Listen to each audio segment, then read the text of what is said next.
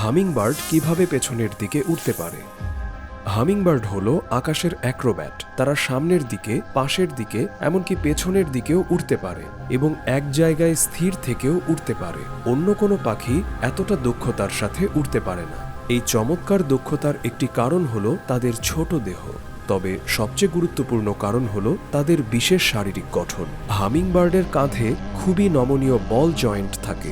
এছাড়াও তাদের ডানার উপরের হাড়গুলো খুব ছোট, আর যে হাড়গুলো আমাদের হাত গঠন করে সেগুলো তাদের ক্ষেত্রে অস্বাভাবিকভাবে লম্বা। এমন গঠনের কারণে নিজের ডানাকে প্রায় সব দিকেই নাড়াতে পারে। যখন তারা বাতাসে স্থির থেকে পরম যত্নে মধু পান করে, তখন তারা প্রতি সেকেন্ডে প্রায় ৮০ বার ডানা ঝাপটায়। এই ঝাপটানির শব্দই হলো হাম, যার জন্য তাদের নাম হামিংবার্ড। তাদের উড়ার ধরন কিছুটা পোকামাকড় উড়ার মতো। অন্যান্য কিছু পাখিও মাঝে মধ্যে স্থির থেকে উড়তে পারে, কিন্তু খুব অল্প সময়ের জন্য।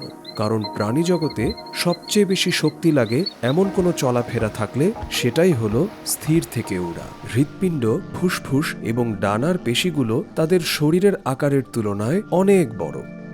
তবে আরও গুরুত্বপূর্ণ হলো তারা পৃথিবীর সব মেরুদণ্ডী প্রাণীর মধ্যে সবচেয়ে দ্রুত বিপাক ক্রিয়া সম্পন্ন করে।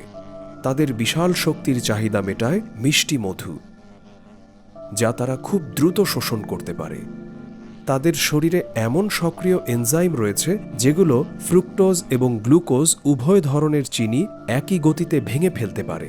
এটা মানুষ বা অন্যান্য প্রাণী পারে না। এক গবেষণায় দেখা গেছে এই সক্ষমতা তাদের উড়ার পেশিতে কিভাবে প্রভাব ফেলে। বিজ্ঞানীরা বিভিন্ন হামিংবার্ড প্রজাতির জিনোম বিশ্লেষণ করে অন্যান্য পাখির সঙ্গে তুলনা করেন। ফলাফল বলছে সব হামিংবার্ডের শরীরে একটি নির্দিষ্ট জিন অনুপস্থিত। পেশির কোষে পরীক্ষা চালিয়ে বিজ্ঞানীরা বুঝতে পারেন এই জিনটি কি করত।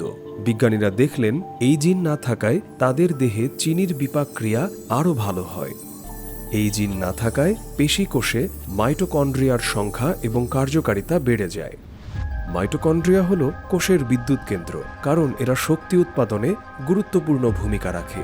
তাই হামিংবার্ডের উড়ার অসাধারণ ক্ষমতার পেছনে আছে তাদের বিশেষ শারীরিক গঠন এবং জিনগত বৈশিষ্ট্য দুটোই।